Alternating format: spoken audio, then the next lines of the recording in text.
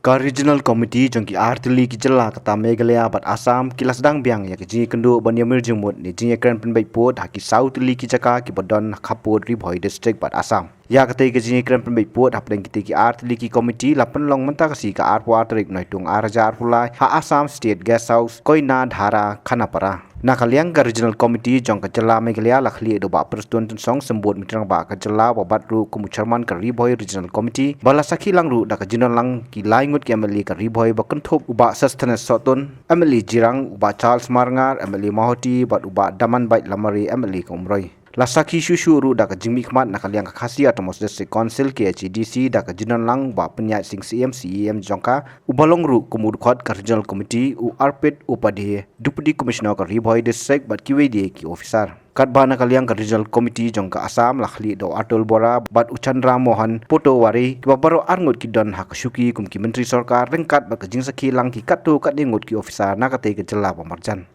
ting lai chong meeting mendakas nging la ya discuss ki la ka presentation ya ki lai teli ki sektor ka bedung ko gede ya des gamria ka baar ka de ka nongwa mau tomul bat ka balai ka de ka podwa ting lai discuss ka bagi DC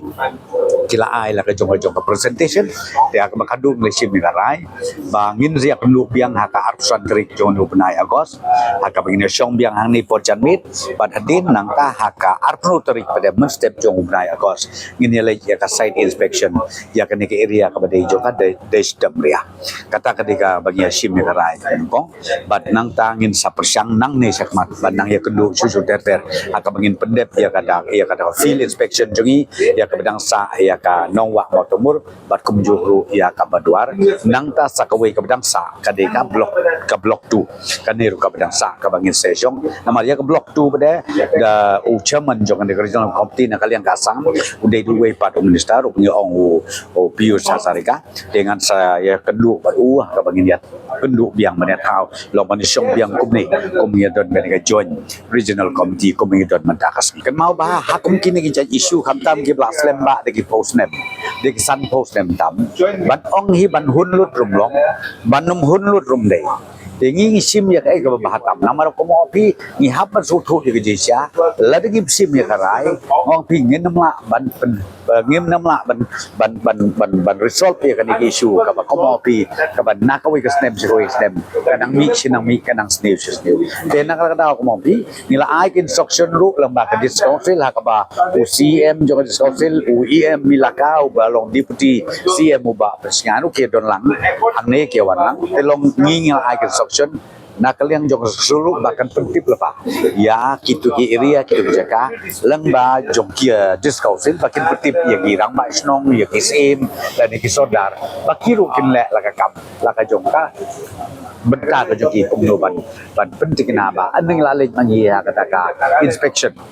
ka joint inspection ga mengisle na ba kan dia ti ka kam ka in the joint meeting of the Chief Minister of Assam and Meghalaya, it was resolved that regional committee will jointly visit to the border area and study the ground reality and suggest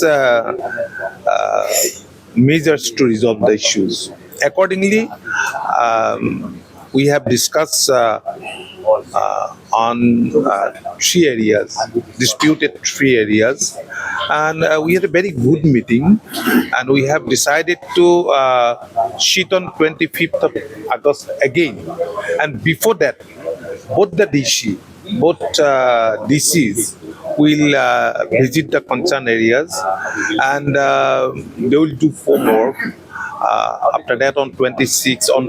we will sit again, and on 26th we'll visit not all the areas because it would be difficult to cover all the areas. We'll visit this Demuria site.